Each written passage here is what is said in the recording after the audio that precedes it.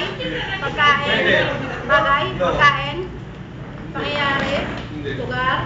Tao? Hayop? Nasa school?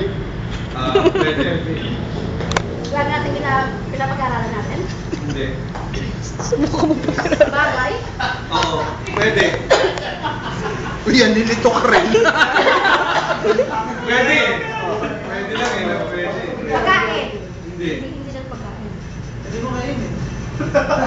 Kainin mo. Optional naman yan. Optional, optional. Hawakan ko malalaglag eh.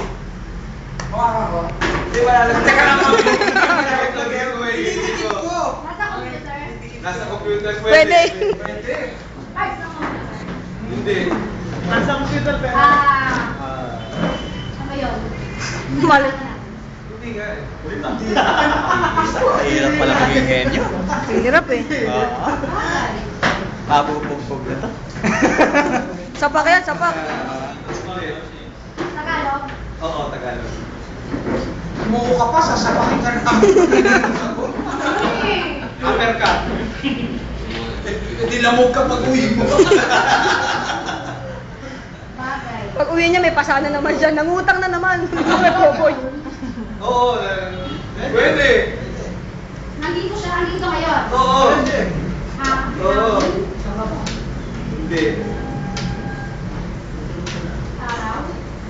Nasa sa lumano. Hindi. Nandito siya? Ang galing din nag-isip niya na.